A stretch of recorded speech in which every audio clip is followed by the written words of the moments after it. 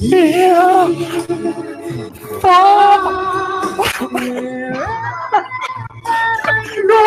I love the guy's expression behind Jack. He's just like head in palm. Guys, right, have fun. Bye. That was well, that was interesting, wasn't it? What a way to start. Good evening, everyone. I'm MJ Tech, and I will be your host tonight on LDO. Jack has had to fly away because he's meeting Tony, and the pair of them are going off on their romantic beach holiday. With me tonight's contestants are, we have Curry Kitten. Hello, everybody. AndyRc. Good evening, everybody. We have Ash from Let's Drone Out. Well, he's from Let's Drone Out right now, but droning on. What? Ash. Hello. We have Grant from Fatshark. Peace, everyone. And we have Alan, CEO of Fatshark. Hey, Alan. Hello. Awesome. So, how is everyone doing? Doing good. I'm just trying to get over that amazing rendition of Celine Dion. It was pretty epic. Yeah, it brought back memories. And for those that don't know where that comes from, me and Jack were at Western Park and they were doing the evening light show, and that song came on and something just came over Jack and he just held my hand and just said, what's the quote? Paint me like you paint those French girls or something. And it was really special. So thanks for that, man. Yeah, I think we've all had some slightly creepy moments with Jack like that, haven't we? That's why we love him. That's why we love him. So there's so much to talk about tonight. One of the things we certainly have to get onto is the subject of this government situation for the UK, and basically trying to get everyone over to see Painless 360's video on the subject, over to Simon Dale's channel. I don't know if we can get someone to post some links in the chat, so we can maybe start talking about that. Now, there is a very, very long survey to fill out, and at the minute, those numbers are very low from everyone in the UK that we need to get talking about this. So, Curry Kitten, I know you did a video about this not so long ago, so maybe you can give us a little bit of your opinion. Yep, I was just posting the link there in the main chat. It's a really quite long document, and I don't know, perhaps these government things try and put you off by making it 97 pages long of reading through. But there is some really crucial stuff in there because it touches on all the actual legal aspects of what the legal things are going to be and how they're going to enforce it, more importantly. And there's some really troubling things, especially with their suggestion of the extra police powers they're going to give, which is essentially, it looks like you might have a drone.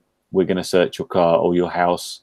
We're going to make you land your drone. We can confiscate your drone. We can look for footage where you might have done something that we don't like. So we could take away your computers and memory cards and all this sort of stuff. Yeah, it sounded very, very violating a lot of what was being discussed in that survey. Yeah. I mean, that's the worst thing. There's a lot of sections on it, and it touches on about age limits for pilots, although it doesn't really have any suggestions. It just says, well, people can normally only fly a plane when they're this old, and yet we let modelers fly them at this old, which is like there's a slight disconnect there. And then things about this what's called the fin system, where they're suggesting about having a proper plan about every time you fly a drone. It's like you should put it in a planning system, possibly some online phone app, and say, I'm going to be flying here and I'm going to be going this high and this far. Trying to do that, just imagining the logistics of doing that for every sort of battery you do in that, it's just a nightmare. And of course, when the police turn up, they say, show us your plan and this sort of thing. And then you've got the whole registration thing once again popping up, and some details a little bit about that. It's kind of inferred, really, which is kind of like we'll have each pilot needs to register on the drone offenders register, as we might want to call it, and then they have to put a little sticky on every single drone, and this will clearly stop any crime. Yeah, absolutely. Well, that's the thing, isn't it? Those that are going to be the bad doers aren't going to very well put their full name, address, and drone number on the side of whatever they're about to do something bad with. It's quite a ridiculous thing. Ash, what are your thoughts on this? I was gagging to speak then. So it's interesting because everyone's going to have a very different perspective on this. For me, I saw the police powers actually as a positive, not a negative. The reason is the people like us, who generally are responsible and competent, I can't say that without smiling. Make us believe you. Yeah, okay, sorry, yeah, serious face. Sell it, Ash. Serious face. But no, genuinely, the likes of us, you know, we might push the boundaries a little bit, but we're not doing anything illegal. And even with these new powers in force, we wouldn't be doing anything illegal. The types that will still fly illegally are still going to fly illegally, even when these regulations are implemented. A little bit like when they, you know, some kiddie who's 14 steals a car and drives it. They take his license off him and ban him from driving for 10 years. Well, it's irrelevant. He's still going to drive.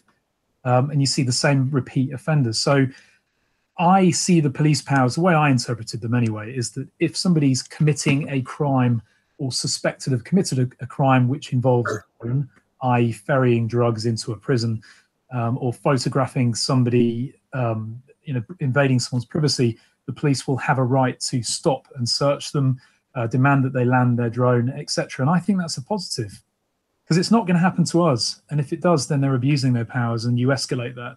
But the reality is that the police are not out to get all of us. They're out to stop crime. So this gives them powers that right now they don't have. I think the other problem here is all the main problem, certainly for us lot, is that the hobbyists in this feel targeted for the actions of the kind of everyday consumers who are going out and buying the toy grade stuff and maybe doing stupid stuff with it. And I don't know if there isn't really some responsibility that lays with the vendors, the Maplins of this world, and although they've gone obviously, and the companies responsibly selling to people that are obviously have the potential to be irresponsible and are certainly misinformed. I mean, from our group, the people that we're talking about as us as a hobbyist group, I mean, even if you're talking about a plug and fly, I mean, if you're building something, you have to know how these things work. You have to know the intricacies of them, because that's how you get this thing into the air. And even the RTF stuff, there's still quite a learning curve for someone who's just getting into it. And with that comes a lot of benefits and a lot of knowledge, and you can't help but get involved in all of that. But I feel like the problem is this is kind of, it's putting us all in that group, and it feels like the BMFA have also kind of shut the door on us a bit here as well. So we're in this middle ground where we're kind of being targeted for the actions of either side. Yeah, it's a really tricky one, and there's just so much grey area in all of this, and I feel like the whole thing's a big blurred vision. There's no kind of focus yet as to where this is going to end up. I think that's the troubling thing, is the I mean, I didn't like it anyway about multi-rotor pilots being segregated, to use a stronger word, from the other guys. But it's almost like, if you're going to do that, then you might as well split it properly. So okay, let's have what's a GPS drone, which is your consumer. Let's face it, it's the DJI bunch of stuff, and the other stuff without a GPS on it, without an auto type pilot on it, is a completely different thing. It really splits the consumer market to the hobbyist market, which are very different terms of flying. Agreed. And the likes of us have been flying for 25 plus years, planes, helicopters and gliders. So, you know, you don't hear of any issues in the news over the last 25 years regarding RC. So it is the drone crowd, like you said, the DJI audience. The other thing I thought was quite interesting was this minimum age limit. And it does state that there's two definitions here: an operator, which is essentially they're terming the owner of the drone, the person who buys it and looks after it. And then there's the user, so the person who's actually flying it. Tell me if I've interpreted that wrong, but I didn't mind that so much until I saw their suggested minimum age of 18. Yeah, I think that's ridiculous. Ridiculous, absolutely ridiculous. But I like the idea of a minimum age. I'm sorry to again agree with one of their silly regulations, but I wouldn't want my little boy, when he's 12 years old, buying an Eachine Wizard, trying to power it up, plugging it into beta flight, and the rotors fire up and chop his face to bits. I want some sort of supervision to make sure that a kid can't just go out and naively buy something that's going to potentially injure them. Yeah, I sort of agree with that in part. That the other thing, though, that for me that immediately struck a thought with me was remember, for instance, like Luke Bannister, who then went off to Dubai and won the first big drone multi-rotor Grand Prix out there. You know, what was he, 15 when he won that?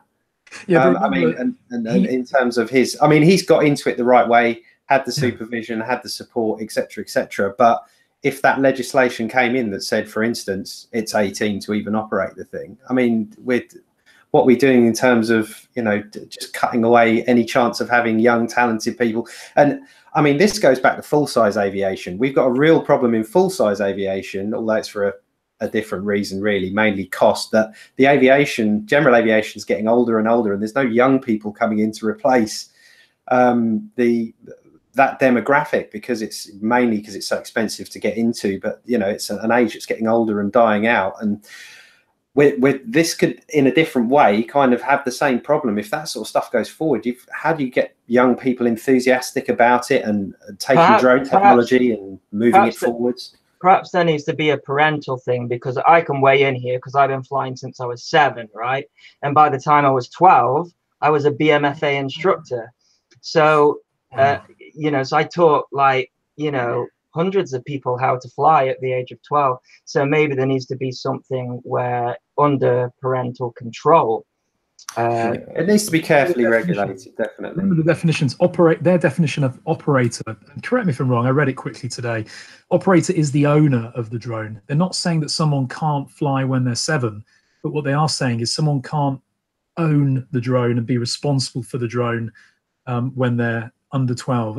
Under 18 at the moment in the current proposal. My interpretation of it, Ash, is they're trying to do a legal thing here, because it's more difficult to bring prosecutions against minors. So they could basically say, well, you were responsible for it, therefore it was all your fault.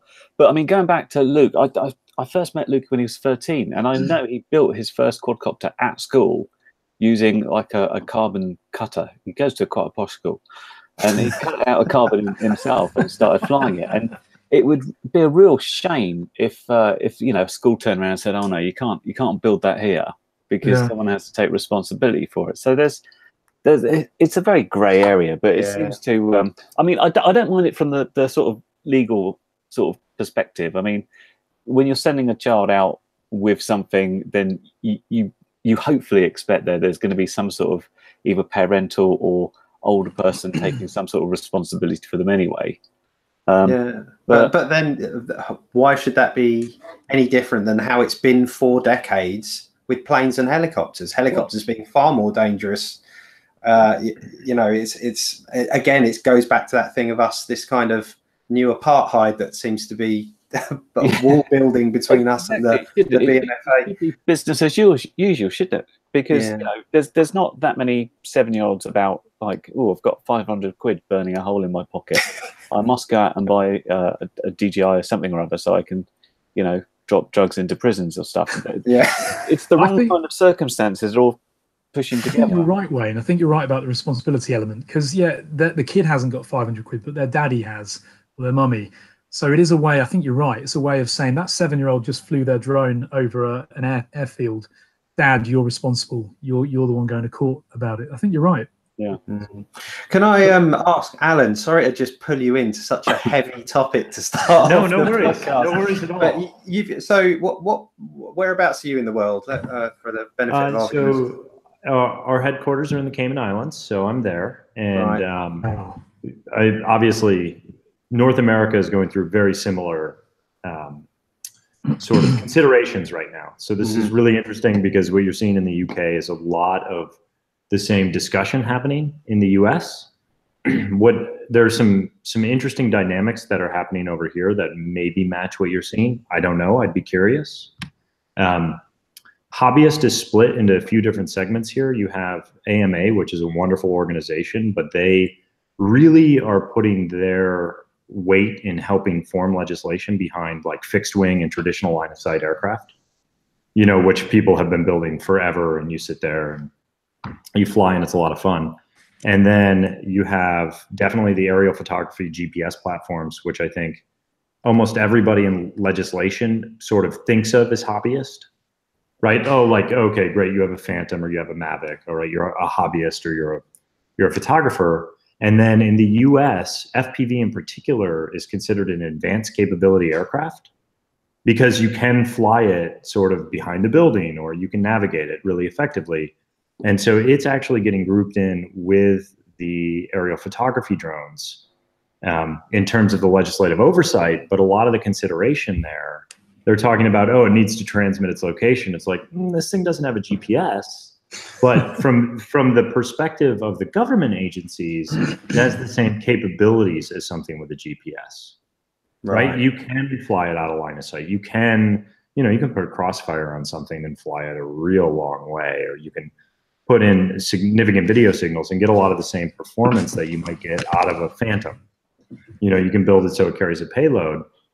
And what we find really interesting, or what I find really interesting in North America, is the reason why they're looking at some of this legislation and what their interests are from the government side is they're really interested in starting to look at advanced sort of commercial drone applications, things like drone delivery with Amazon here, or yeah, we've got that being tested here too. Right. And so what happens is 20 years ago when people were flying, there was just not a lot in the sky, you know, but now there's millions of drones literally going up all the time. And they're like, all right, how do we allow for these autonomous services? How do we allow for these enterprises to build and still really create a great chunk of room for all of the hobbyists and all of the education programs and everything else? And I think where a lot of this legislation is getting hung up, and where actually we're trying to help in North America, is we're just trying to help people be aware of how many like FPV freestyle pilots there actually are, right? It's actually a very large number of people, and just the sort of the nature of how those flights are done is just a blind spot to a lot of the awareness of the people writing this legislation. And we found over here that as we talked to them, we're like, hey, here's kind of how this works. Here's how these guys go fly. They're like, oh, yeah, we didn't know that segment existed. Yeah, I definitely feel that gray area absolutely exists here as well. We've got a lot of blind legislation being written by people who are probably getting shouted at in all different directions to put this stuff together. And just, as you say, there's just segments like FPV freestyle and all those things that it just won't be in the loop of consideration. That's right. And freestyle is the biggest problem in North America because racers, they understand, like, actually, you know, DRL and some of the other entities have done a really good job of at least creating awareness around racing. And so a lot of people can be like, oh yeah, look, of course you can go get your location certified for flight. Great, that can solve a lot of the racing challenges. So the real big gray area in North America, and I think the place where we, you know, there are thoughtful solutions that make sense is in FPV freestyle. Like for us, that's kind of if that gets solved, everything else sort of falls out of it, because that's sort of the hardest edge case for us. So, but very similar, it sounds like very similar challenges. They're really interesting. So I run a Mavic group, a specialist DJI Mavic group. It's got 43,000 members in there right now. And it's quite a chore moderating that group. I noticed the Canadian members are very, very quick to tell anybody off that's flying contrary to the rules, because Canada's now really clamped down on drone regulation, whereas the Americas have not. Your regulations are very loose compared to the regulations that we have in England at the moment. I don't believe you have any sort of congested. In England, we're not allowed to fly within 150 meters of a congested area. In other words, anywhere that's residential, houses, people, etc. We're not allowed to fly within 50 meters of any building, structure, person, vehicle. I don't believe that exists in America. And on a daily basis, I see guys flying their drones in central New York, probably inspired by the likes of Casey Neistat. And when you say to them, guys, you shouldn't be doing this, you know, they're immediately guns out, you know, come and challenge me with my drone and I'll shoot you. they don't understand. I think when America starts to enforce regulations as we're seeing in England now, they're going to get a real shock, because right now they think that they run the place and they'll fly where they want, when they want. That seems to be the attitude I pick up from the American members. Yeah, so in the US, it's been some regulations: can't fly over people, can't fly within 5 miles of an airport, are two very well-known ones. But in the US in particular, the reason why they're interested in this is because they believe that some of the hobbyist exemptions, which a lot of people will claim, right or wrong, and most pilots are still very, very good pilots and well-behaved, right? It's always the exceptions that create these sensational events, rather than sort of, I'd say, 98% or 99% of everybody. I mean, it's also to do, Alan, with the way that a lot of this legislation came into play, right? So you've got the FAA, you've got a lot of lobbying groups that are kind of pushing back and forth against each other here in the U.S. And we had legislation come in 2012 that regulated a lot of this stuff. And, we're looking at redoing it right now. I mean, as you said, later this year, it's going to tighten up a lot. But I think because of the fact that we had recent legislation, we just haven't had a good hard look at drones in the last 2 or 3 years, but it'll tighten up. Yeah, and I think it will be interesting. But I think I agree, actually, that I think a lot of this legislation is a good thing, right? I think being able to empower law enforcement to get a hold of a pilot and say, hey, you probably aren't even aware of this, but you're creating a public safety danger. Like, do you mind landing, or do you mind flying somewhere else, please? You're in a flight path, you're in one of these situations. To me, that represents a piece where if all the pilots comply in some way, shape, or form, it's going to open up more airspace for people to fly, because, maybe you're allowed to fly around buildings now.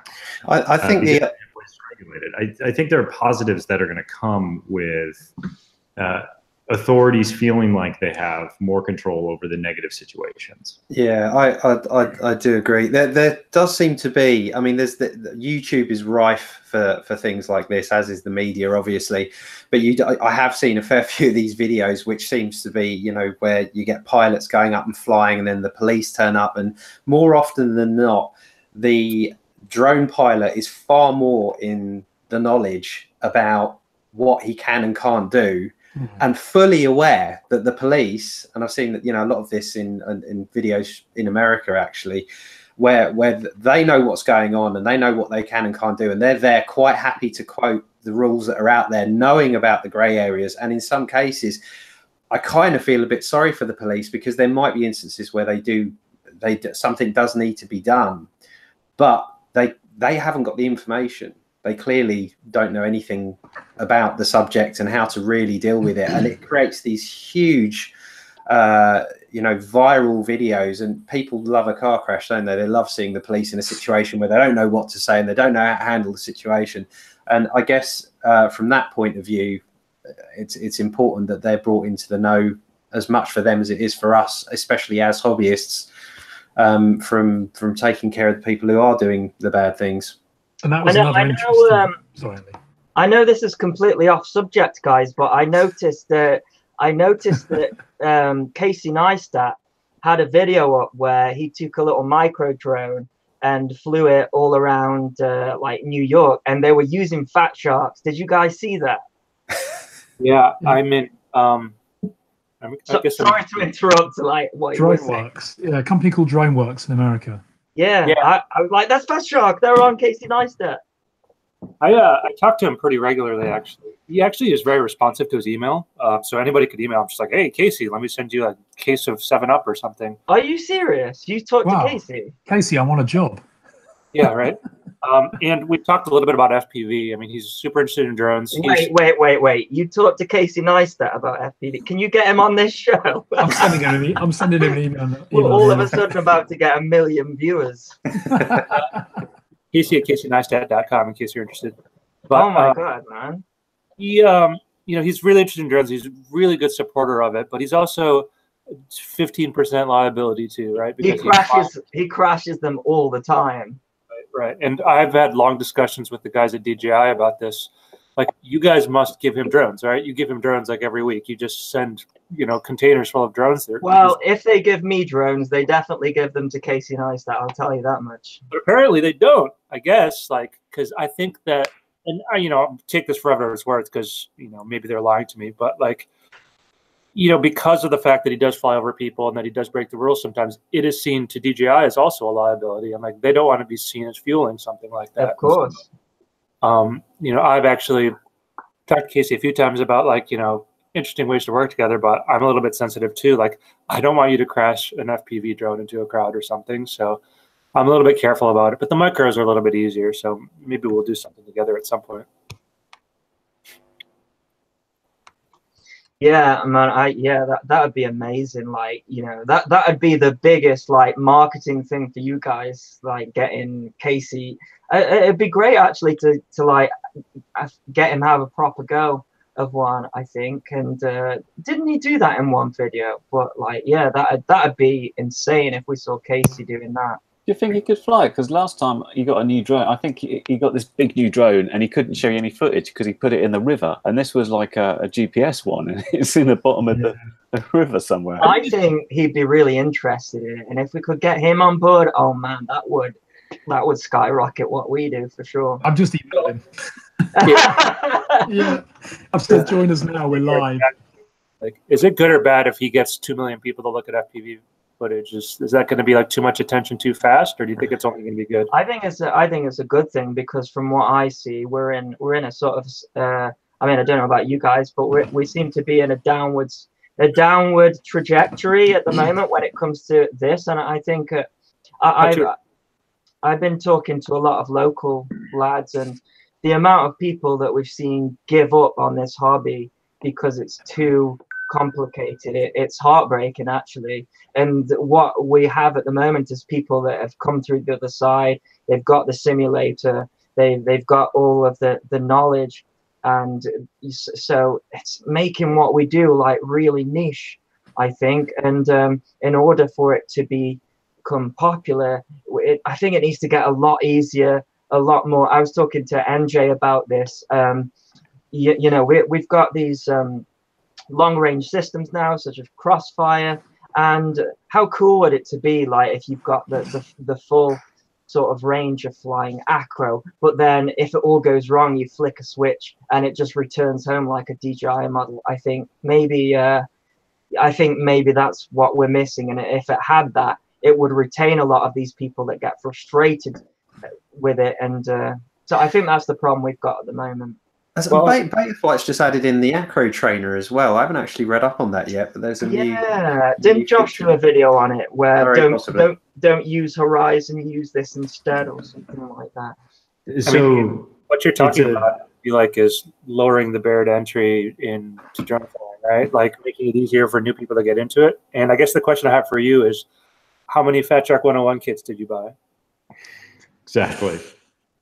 I was going to ask you about that actually. How many got sold? I suppose. Well, yeah, that's the question, because we already fly. So how many? Yeah, was it a successful product? It kind of reminds me of the old Hubsan range, because that's probably how everyone got into this hobby. The X4. Oh yeah. Yeah. So really interesting feedback on that. Okay. We expected with DRL and DR1 and everything that people were not getting into acro and drone racing because of, you know, super expensive, hard to put everything together. So Fatshark 101 is like a $199, you know, headset, radio, simulator integration, instruction videos, micro quad that you can fly inside, outside. You literally, the only thing you need to open up to learn to fly acro. We were really surprised at how low the sales numbers were. And when we started to look into it, we realized that it's not these awareness issues. It's not people hearing about drone racing. A ton of people have heard about drone racing. They thought it's interesting. We had different segments of feedback that were really interesting. For the people that wanted to get into drone racing and learn to fly acro, they really liked it. You know, it had the right stick feel. You could learn to fly acro with it really effectively. For people who were picking it up as like a first drone, they hated it, because flying, obviously, a drone with the level of control that you get is also really hard. kind of the joke I tell people when they're like, "Oh, maybe I should get one of those." It's the difference between playing Rock Band and learning to play the guitar. Yeah. You know, like there's maybe a little more satisfaction from learning to play the guitar, but you can hit your favorite licks on Rock Band opening the box. I don't know, man. I see some of those guys on Rock Band. I'm like, wow, they're better on Rock Band than I am at the guitar. Yeah. So, but I mean, sort of the difference is really there, and it's pretty interesting. And then what we've actually found is that it's the communities that cause new people to come in. So the two places where you see growth are in places where, like, if you look at the multi-GP chapter level, where you have a really active chapter, where people help each other out, where you kind of go to hang out with your buddies on a Wednesday night to go fly. So it's the growth really comes almost from these friend groups. And so, you know, bringing other people in and having these great community moments, almost like a golf league or a bowling league, is where the people find the satisfaction and really stay involved. And then the other place where we're seeing people get interested is in education. So where school groups do it. But again, that's still the same group. There's 8 or 10 people. They're excited. They're building. They'll help each other solder. You know, they'll try out rates. They'll do stuff with each other. And we were really surprised at how basically little impact large scale awareness has on the number of people that are racing or flying freestyle versus how much impact on terms of satisfaction the local community group that somebody is involved with causes people to come and join the community group or not. But if I can be completely blunt, I think the reason for the Fatshark 101 not quite being the success you'd hoped is the price point. When I've just Googled it now, if I look locally in the UK, it's £239, so about $260. Okay. I mean, I'm not questioning the quality of it. I'm sure you guys produced it, so it's great. You didn't send me one for review. But the reality... This is sounding like you're just a little bit more bitter than anything else. Half bitter, half begging. I'll tell you why. I'll tell you why. Hang on. Let me just carry on. But sorry. The problem you've got, the challenge you face, is that people Google that and they see £239. They go onto Banggood and they see a 50 quid FPV starter bundle with a goggle set, a quad, a transmitter, and everything they need to actually start flying immediately. And that's the challenge you face sadly in the hobby today, that people, 240 quid's a lot of money for some. I also think the market's completely flooded as well, by the way. I don't think it's so much, even not the price. I think at the moment, because like I look at trends and things like that, and where everyone will agree that doing like FPV race drone, the trend's just going slightly down like that. And I think we're in a position now where there's more products than actual people buying. So you know, I think that will even out eventually. There also does seem to be less community. When I started on my little FPV journey about 6 years ago, you sort of find a couple of forums and they're really active. And as you say, everybody's sort of contributing and there's build threads and people posting problems like, I can't get this to work. And it was more about, oh my God, I've got it in the air. I can't believe it. And there's like a sort of collective, woo. And these forums all seems to be dying down, dying off. And I don't know if that's because, as you say, Andy, it's very flooded and you don't need to go to a forum and get that community spirit to do stuff. You can just buy one and try it. And if you don't like it, well, I'll tell you what I think it is, because I've been hanging around with a lot of local lads, and you know, they've been, you know, they'll tell me that they see people. You get a lot of people that will see the Mr. Steele videos, they'll see the Schizo videos, and they think, oh man, you know, they make that look so easy. I'm gonna pile all of my money into that, and they spend like 600-700 quid on like a top end thing. They arm it and they just watch it fly away, and then they give up.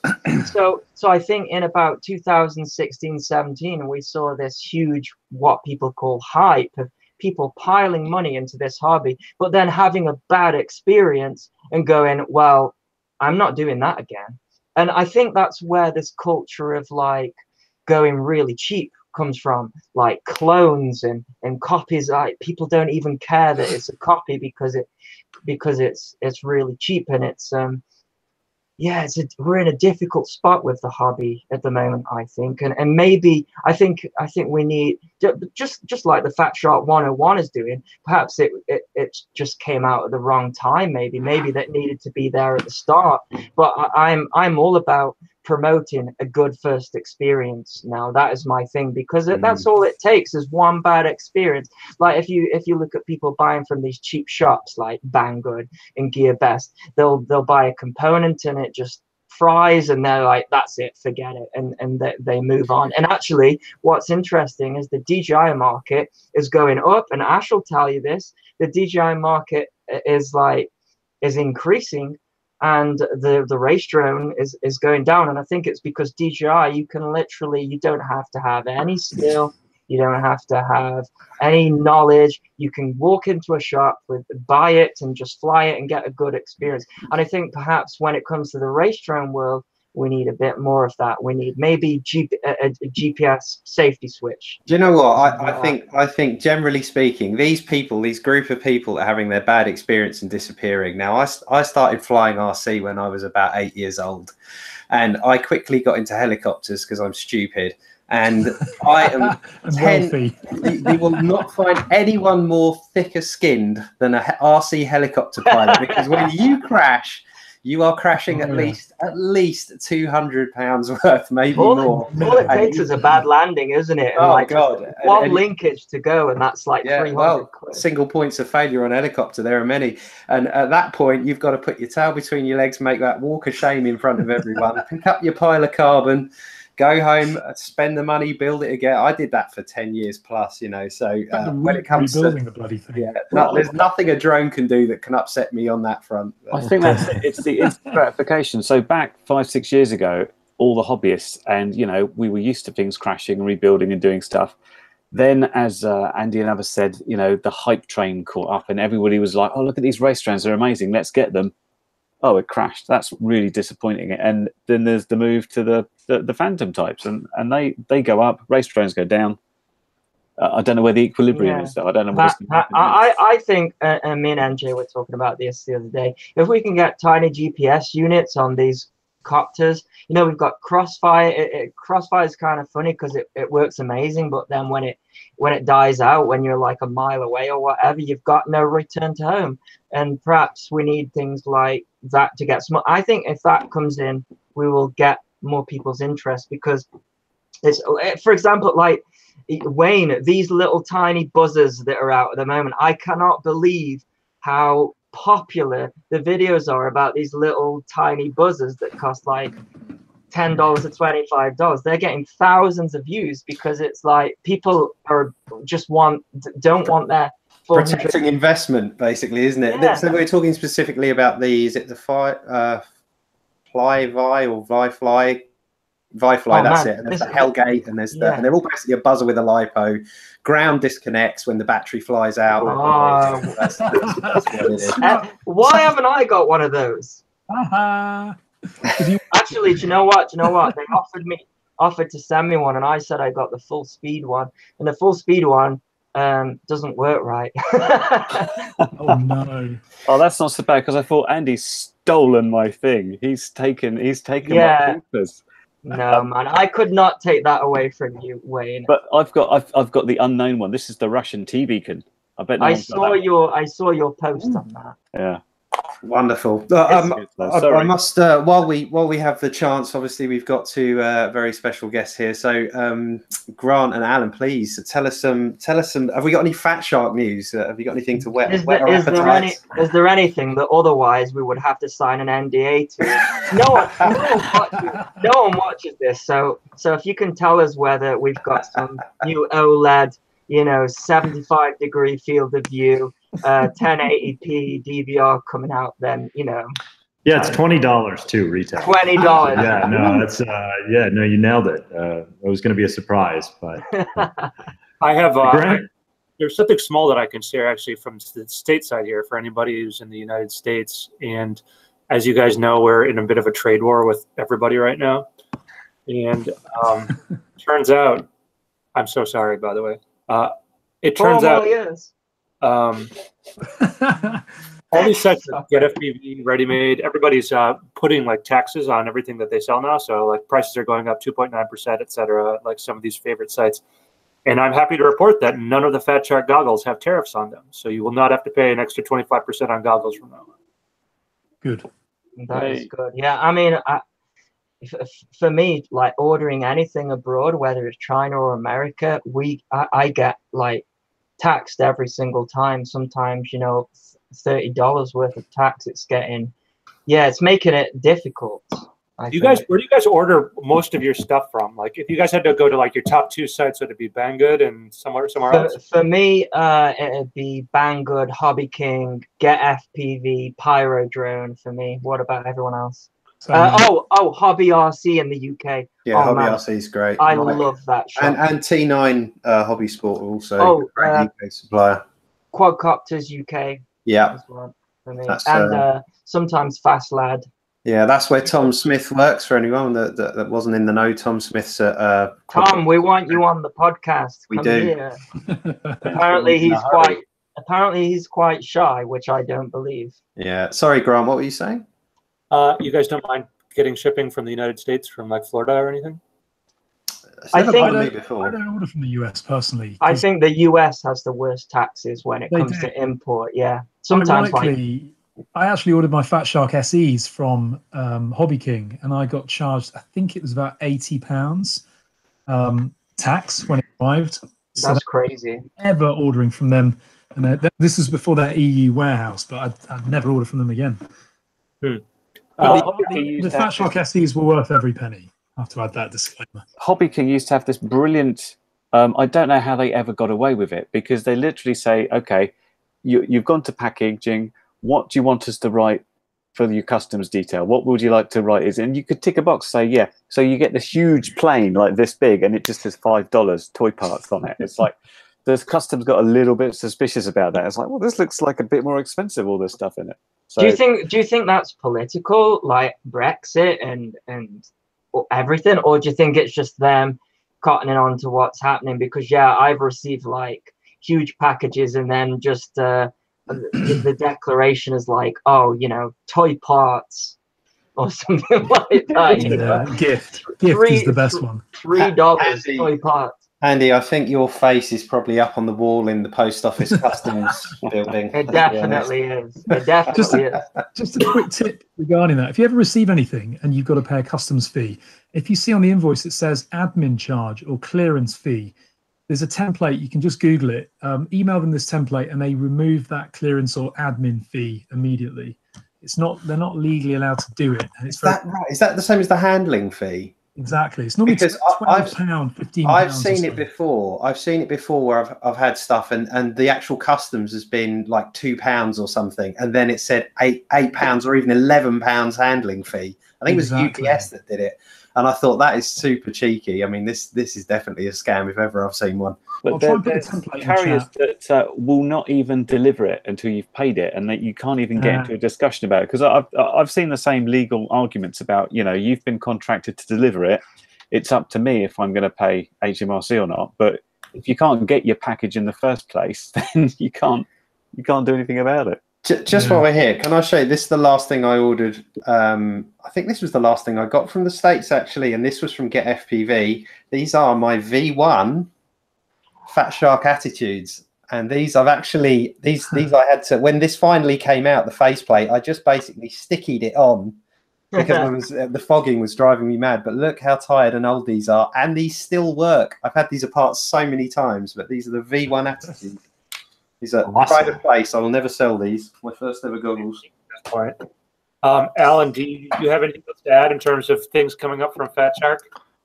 Well, I mean, some small things. Obviously, for everybody who's into the HD2s, the T2 campaign, the Terminator 2 campaign was funded. So those are in the process of production. We'll get them out to everybody who backed them. So that's pretty exciting. We had a lot of feedback on people wanting HD2s because sorry to interrupt. When you say backed, this was a crowdfunding thing, was it? What was the story behind that? I know when the HDOs came out, there was a flooding, which I didn't agree with, of the oh, the field of view isn't too. So is this a response to those things? Crowdfund. I haven't even heard of Yeah. this. So we take all that feedback. We pay attention to it. Obviously, we try to listen to everybody, even though we're a small company, and evolve our products to match what people want and want to fly. And a lot of people had mentioned, hey, let's go get us the headset from before. We can't get it. And obviously, for us to do a production run and not just bleed money, we have to do a minimum order of 500 units. That's for the panels, I take it. You have to have a minimum order of the panels, right? Well, and we got to shoot the plastics and all sorts of stuff. And we don't make money at 500 or anything. But if you're less than 500, you lose a ton of money. Right. So we really thought, okay, we can do something cool here. We can put it out there and see if there's interest. And if there's enough interest so that we don't lose hundreds of thousands of dollars making these, then we're happy to do a production run of them. And so just in response to the community, we got that feedback. We're obviously doing a one-time run, but it was exciting that sort of we all decided to put in the extra work and say, all right, if this exists, great. Now, we did that via crowdfunding, which is super unusual for us, and we're not trying to do a direct model or anything, but we just didn't want anybody left holding 300 or 400 pieces of, T2 stock and just have them sit in a warehouse and not get used. So that was why we chose to do something a little different there. But it's exciting for everybody who backed that or who was interested in that product. Those are moving along pretty well right now in terms of production. We're excited to be able to get them to customers who wanted them. Yeah, I think it's a real shame. I knew nothing about that. First time I've seen. Well, I blame Grant for that. You got to yell at him. He was in charge of. I tell you what, Ash, it's all over Facebook. So really, perhaps you're a bit under a rock a bit there, but I knew about it. It's the first time I've seen that Indiegogo. Yeah, that's the first time I've seen that crowdfunding project on there. So there are a few extra. I think a couple random retailers purchased some. So if anybody wants to buy some on the back end, I think in the UK, hobbyrc.co.uk has 20 of them. So I don't know if they posted a pre-order page or not, but if anybody wants to grab those in the UK, they should be there probably 5-6 weeks from now. And then Get FPV has some, and Ready Made RC have some. There's a comment there in the chat from Mikey Dread that said, "Why Terminator? Why not Dora the Explorer?" Yeah, you've chosen a very T2, a very sort of masculine type of thing. It absolutely started as like an "I'll be back" kind of throwback to So Greg up until the HDOs would have always said that was his favorite goggle because he likes to have the experience of flight. So the whole naming started as a throwback from, a famous Schwarzenegger quote, and that's kind of how we got there. Ah, nice. So I must say, I love the FOV of the SEs, and I've just upgraded to the HD3s, and although it's a step down in FOV, it's perfect. I love them. Yeah, that's my main goggle too, the HD3s with the TrueD 3.7. I've been super happy with it. All works great. In fact, there's a question for Fatshark talking about the modules. So I've just got a Doc King from Furious FPV. Careful how I say that. And just say docking. I believe it's like a Chinese finger locks. We did so well. We did so well this episode. It's to do with the air getting vacuumed or something. Anyway, the pins, the connection. I gotta be Jack. Someone's got to be Jack. We need a Jack. Yeah, I've just seen Jack laugh in the comments. It's like that's just made this episode. As soon as there was some smut in the episode. There we go. The connection, that connection style, is that a Fatshark invention? Because no matter how hard I try with the TrueD modules, I manage to bend a pin every time I remove those modules. So is that just me? You're talking about the 8-pin black connector in the modular bay. Yeah, exactly. Yeah, so that was definitely when Fatshark did the first modular bay, when Greg instituted it years ago. That was a great connector to use for it. And now it still works really effectively making electrical connections. The challenge again, when we look at doing anything new in a headset, and that is one of the things we regularly look at, if we change it out, all of your receivers no longer work. Yeah. Right? So imagine we released an HDO2 with like a new USB connector, and I'm making stuff up. How furious would the entire community be that like all of their current receivers don't work? I'm not so sure, because goggles are a year investment, 2-year investment. So, and the Furious D module is only 50, 60 quid, I think. I wouldn't be overly put out if I had to buy a new module when I was investing £400 on a new set of goggles, to be honest. But we will definitely take that into consideration then. That's just because one of our big debates is always, well, what do we do here? Just again, you know, it was a great standard, and then everybody develops and buys all these components that work for it. And so in some ways we're held to some of the legacy decisions that were made for a lot longer than maybe you would be if you were a brand new company. So this is turning into an Apple kind of discussion here, and about them losing headphone jacks and moving to lightning connectors. And yeah, right. And how angry was everybody about no headphone jack, right? Yeah, so we're like, well, you still bought it still. It's like the latest, oh yeah, we've upgraded the laptop and now all your legacy USB devices won't work unless you buy this extra adapter. But it's not like, you know, Apple, they've just gone to a $1 trillion company now or something ridiculous. So they have. But you know what? Do you know what the thing with that? I know we're danger of going off topic here, but Apple, there's a certain group of people that rely on Apple and have done for years, and that's content creators, certainly musicians, in terms of the, you know, what we use. And when you turn around someone like musicians who do all the music production primarily, overwhelmingly so, on Apple computers, and say, by the way, we started removing the headphone jacks on a bunch of stuff. Or, you know, you can buy some Beats if you want, you know, when they've got, you know, even stuff like this, you know, real expensive headphones they're only going to come with a jack. You know, you're in danger of losing focus, shall we say. So, yeah, I'm sure the business model's working, but there has to be some thought about your core audience, I think. Yeah, and for us, like, we're actually really sensitive to the fact that this hobby is expensive, and stuff crashes and breaks, and you're replacing it all the time. And, you know, one of the things we try to be really cognizant about is, hey, if we're going to launch something new, we don't want to have to go buy another $200 worth of gear, right? Like, you probably should work with everything you already have. But, you know, we really, we understand headsets are already a really expensive component, and it would be, I mean, we don't want to turn 2019 into the year Fatshark makes profit off dongles. You know,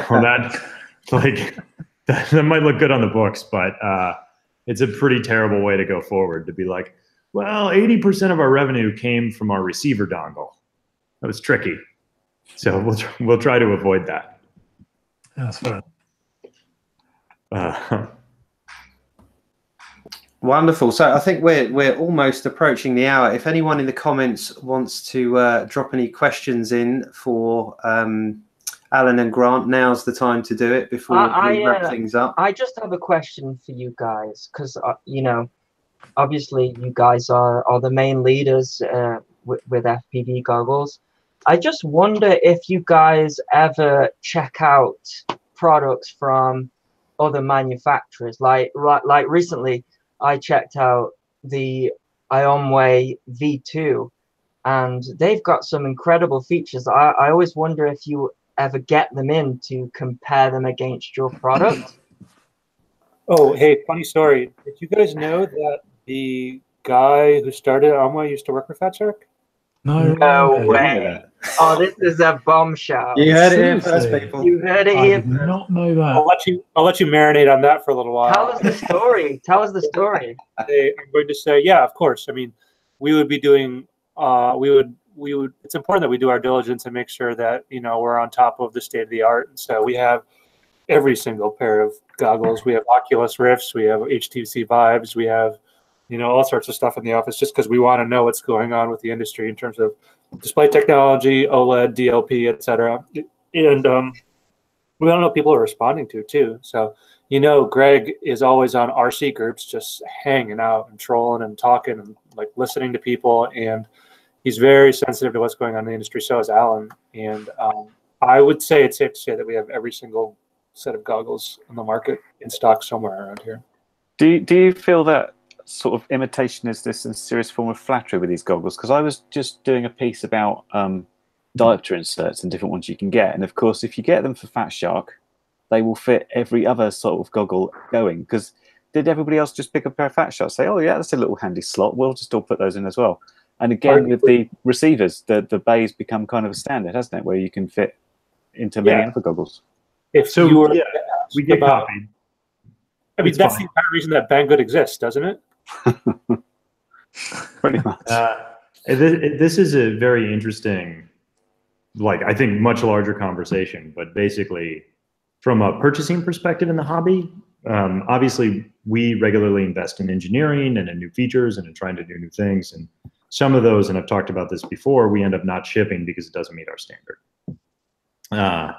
A lot of, it's much easier to be inspired by somebody else's innovations and put them into your own product. It costs much less, just much less. And so you get a lot of people that are then price competitive with some of these features.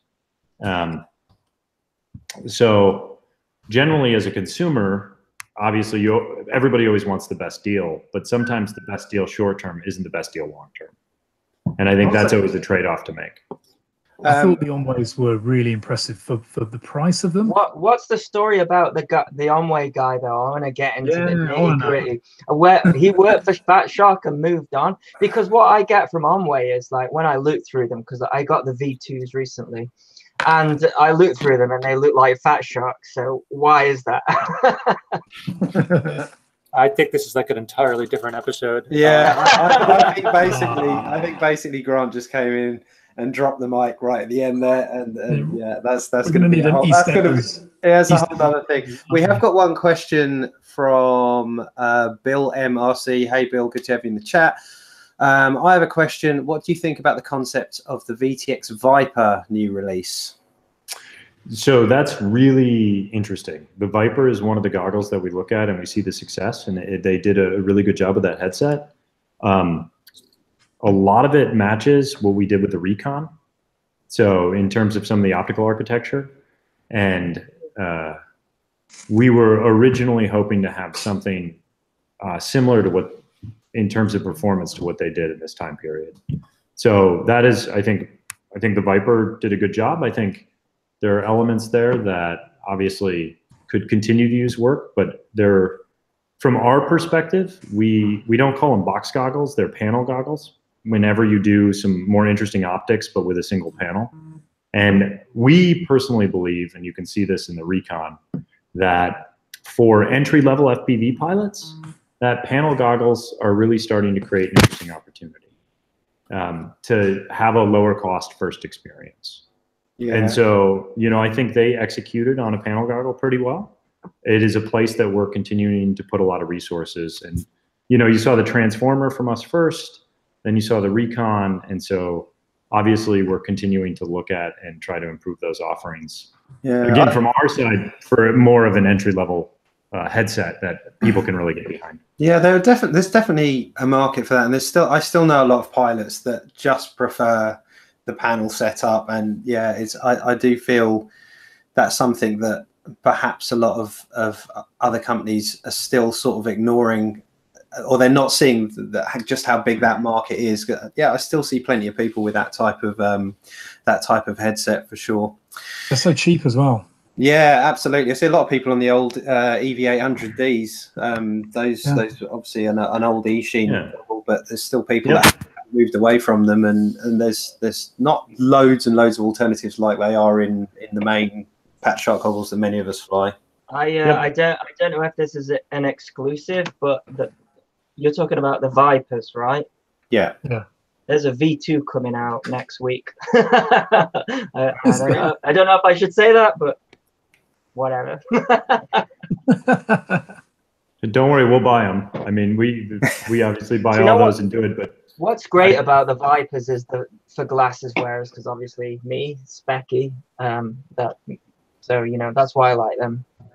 So we are also very actively looking at that. Before I had laser eye surgery, I was -8 diopters with a diopter of astigmatism in both eyes. Oh wow! So even Fatsharks couldn't work for you. No, exactly. So if you look, I was the founder of Avagon, and that's a big part of why we cared so much about putting diopter adjustment in there. So, you know, I really think panel goggles, and Viper does a good job of this. And again, obviously, it's a segment we're working in, so it's not like suddenly we're surprised by it or anything. Do you see Fatsharks? Because I've right down here now. Actually, I can pick them up. I got the Oculus Rift here. Do you see do you see FPV goggles in order for them to progress?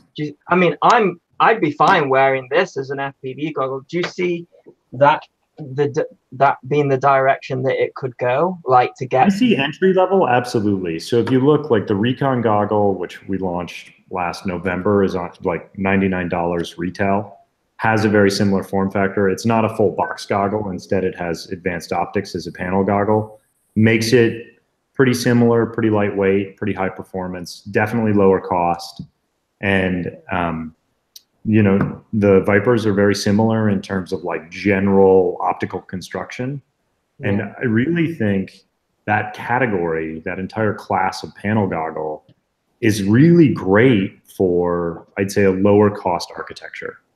I don't think it's going to replace the premium architecture, but I definitely think there's something really neat there. I know we've talked about this before, but really for the adjustment of the IPD, it's going to have to go to that size, I think, in order for people to get the more IPD and the more immersive thing. And I think it'd be great to have both. So you've got the thing that why I always use Fatsharks is the size. It's always a compromise, but they're just so small on your face compared to something like a box goggle or even the you know, this Oculus sort of thing. So yeah, so it'd be great to see something like that from Fatshark. Hint, hint. please take a hint from the Onways on the SD card location. I love on the Onways I can get the SD card out without needing to use a screwdriver to catch the end of it. And I tell you what's great about the Onways for me. I mean, this is the thing about goggles, is everyone has a different. Yeah, it's very subjective. We've talked about it before. There's a million people that want a power button. There's a million people that won't buy them if they've got a power button. For me, it's the aspect ratio switch. So between 4:3 and 16:9. So that's something that Onway. That's my favorite thing about the latest Onways, even though they're more expensive than Fatsharks.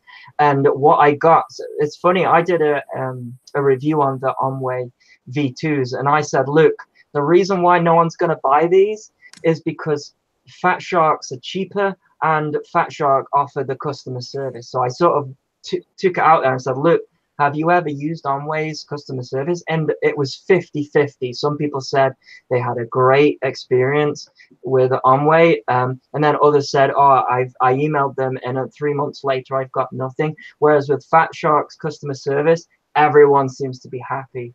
And so I think, yeah, I think that's it. But for me, I think Onway have got it when it comes to the firmware, but Fatshark have got it when it comes to the customer service. Perhaps you should maybe employ that guy back. I'm kidding. He's dead to them now. He's not coming back. He's on the list. I'm kidding, but yeah, no, I always. Even when I had problems with the shells lately, you know, I still say, look, people aren't going to buy the Onway because of the customer service, and that's what you guys offer. Yeah, well, we think if anybody's going to spend as much money as they do for our products, that they deserve all the support for, you know, the lifetime of that product and how they're going to use it. And that's something we take really seriously because, you know, it matters, right? You don't want to be out there flying and have something go wrong and be like, how much did I spend on this? I hate these guys. We'd rather be like, yeah, we'll sort you out, because, you know, really anybody who's buying our products and flying, they're hobbyists, and that's how Greg started. And, you know, again, we think the money you guys spend is precious, right? We all have to work for it. And this hobby's not cheap, and so we definitely want you to feel like it's a safe investment. And this stuff fails. I try and say this stuff fails. It's like, you know, so that again, I think I've used the Fatshark customer service 4 times, and each time they've just sorted me out. So no matter how frustrated I get, I will still go to Fatshark because of that. Yeah, and over the next 4 times, you'll get sorted out, right? Like exactly. There's no worries. Checks in the mail, Andy. Do not say that. Do not say that. I get enough grief saying that I work for you guys when I don't. Can I just say, well, Jack's not here. I don't work for Fatshark. You've just fueled Jack and Tony to be talking about that for the next 6 months. Good work, right, I guess we had probably better wrap that up here because we've passed the hour. A big thank you to Alan and Grant from Fatshark for joining us. I hope you'll come back again soon. Thanks for the time, guys. Thank you. And of course, our usual culprits, Jack and what was his name again? Oh, yeah, Tony. Yeah, Jack and Tony. Yeah. The service will B resume. Yes, the B team. Right, yeah, the B team will resume from next week. Hang on. Are we the B team or are they the B team? They're the B team. We'll put that in the podcast. We're the junior squad. Yeah, thanks very much to Ash from joining on. Cheers, guys. AndyRc. Thanks, everybody. Good evening. Harry Kitten. Cheers, guys. And I'm NJ Tech. We'll see you guys again soon. Thanks for watching. And we've got to hope Jack is ready on the button to actually take this off the air, which so far he has. I said to him right at the end. Right at the end. Let's just perfect clean outro.